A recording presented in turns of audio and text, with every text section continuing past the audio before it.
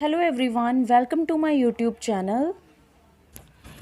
तो आज की इस वीडियो में मैं आपको बताने वाली हूँ कि हमें बुखार क्यों आता है और बुखार आने के पीछे एक्चुअल मैकेनिज़्म क्या होता है। तो इस वीडियो में मैं आपको इसके बारे में डिटेल में बताने वाली हूँ। इसके अलावा मैं आपको आज ये भी बताऊँगी कि बुखार आने पर आप बुखार को घर पर कैसे मैनेज कर सकते हैं बिना दवाई खाए।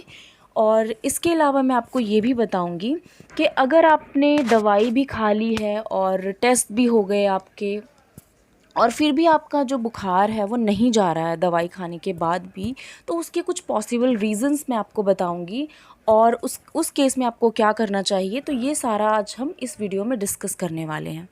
तो हम सबसे पहले बात कर लेते हैं कि हमें बुखार क्यों आता है और इसके मैकेनिज़्म के बारे में।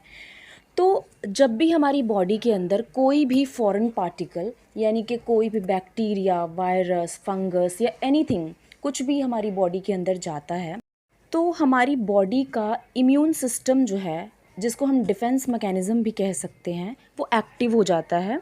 और इस केस में क्या होता है कि वो इम्यून सिस्टम हमारी बॉडी का टेम्परेचर एकदम से बढ़ा देता है।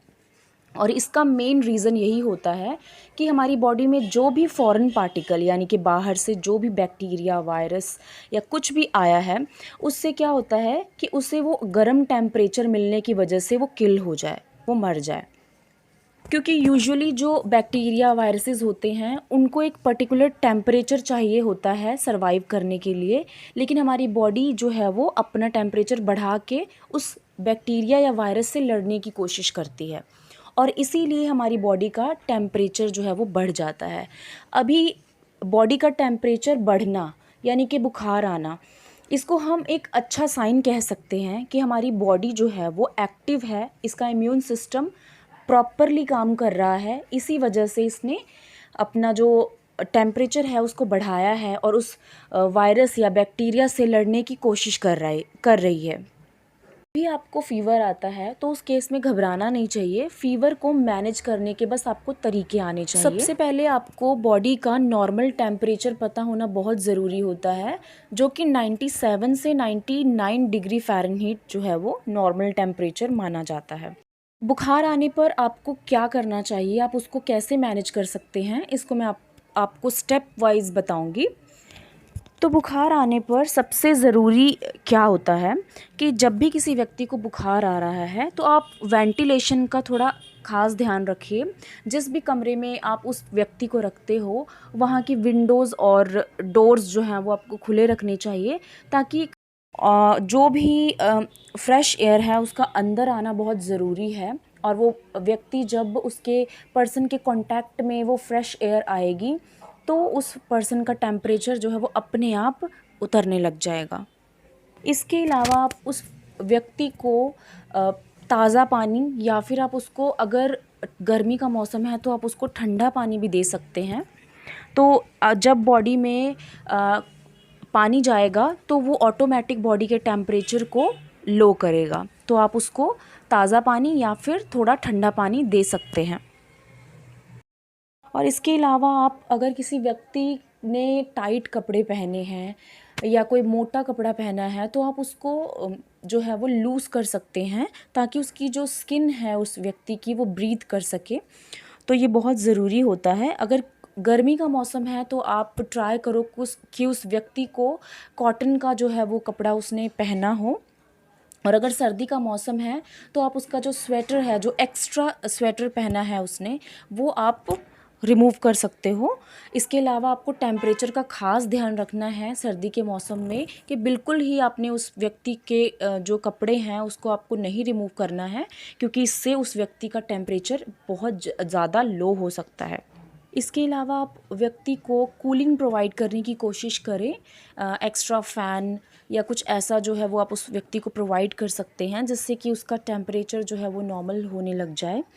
इसके अलावा द मोस्ट इम्पॉर्टेंट स्टेप जिसे हम बोलते हैं कोल्ड स्पॉन्जिंग, यानी कि ठंडे पानी की पट्टी, ये जो है वो सबसे ज़्यादा इम्पॉर्टेंट स्टेप होता है, जो व्यक्ति के टेम्परेचर को कम करने के लिए। तो कोल्ड स्पॉन्जिंग यानी कि ठंडे पानी की जो पट्टियाँ रखते हैं हम, उसका भी आपको ध्यान रखना चाहिए कि आप अगर गर्मी में ठंडे पानी की पट्टियाँ रख रहे हो तो पानी का टेम्परेचर जो है वो ठंडा होना चाहिए। अगर इसके अलावा अगर सर्दियाँ हैं तो आपको नॉर्मल जो टैप वाटर होता है, ताज़ा पानी, उससे आपको पट्टी कर रखनी चाहिए। अब कौन कौन से पॉइंट्स पे ठंडे पानी की पट्टी रखनी चाहिए, क्योंकि यूजुअली जो लोग होते हैं वो मेनली माथे पर या हाथ की हथेलियों पे इन सब जगह पर जो है वो पट्टियाँ रखते हैं। लेकिन इसके करेक्ट पॉइंट्स कौन कौन से हैं जहाँ पर आप पट्टियाँ रख सकते हो, या आपको किस तरीके से पट्टी रखनी चाहिए कि टेम्परेचर जो है वो आसानी से उतर जाए, तो इसके ऊपर मैंने ऑलरेडी एक वीडियो बनाई है। तो वो वीडियो का लिंक आपको डिस्क्रिप्शन में मैं दूंगी, तो वो आप वहाँ से ज़रूर देखें। वो बहुत ही बेनिफिशियल वीडियो होगी आपके लिए। इसके अलावा कोल्ड स्पॉन्जिंग करने के बाद आपको अगर इतने टाइम तक आपको टेम्परेचर जो है उस पर्सन का चेक करना है, अगर आपको लगता है कि कुछ उसका टेम्परेचर कम नहीं हुआ है, तो आपको क्या करना है, उस व्यक्ति को पैरासीटामोल की टैबलेट जो है वो देनी है। इसको आप 6-6 घंटे बाद रिपीट कर सकते हो। लेकिन अगर उस व्यक्ति का बुखार नहीं उतर रहा है तो आप इसको 4-4 घंटे बाद भी रिपीट कर सकते हो। लेकिन 4 से ज़्यादा गोलियां एक दिन में खाना पैरासीटामोल की नुकसानदायक हो सकती हैं, तो आपको इस बात का खास ध्यान रखना है। अब हम बात कर लेते हैं थर्ड टॉपिक के बारे में।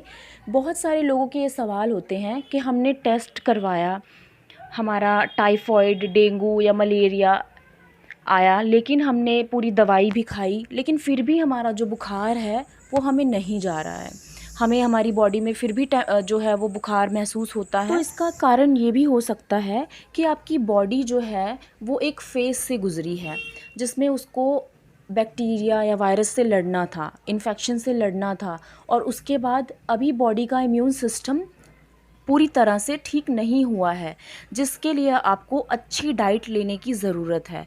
तो आप उस केस में अच्छी डाइट ले सकते हैं। आप अपना फ्लूइड इंटेक बढ़ा सकते हैं, पानी थोड़ा ज़्यादा पीने की कोशिश कीजिए, क्योंकि आपको डिहाइड्रेशन हो जाता है जब हमारी बॉडी में किसी तरह का इन्फेक्शन या फ़ीवर होता है। तो आप फ्लूइड जो है वो इंटेक थोड़ा ज़्यादा कीजिए। इससे के अलावा आप डीप ब्रीदिंग एक्सरसाइजेज जो है वो कर सकते हैं। डीप ब्रीदिंग करने से आपको ऑटोमेटिक जो है वो आपकी बॉडी एक्टिव होगी, और जो आपका फ़ीवर है वो आपका धीरे धीरे ख़त्म हो जाएगा।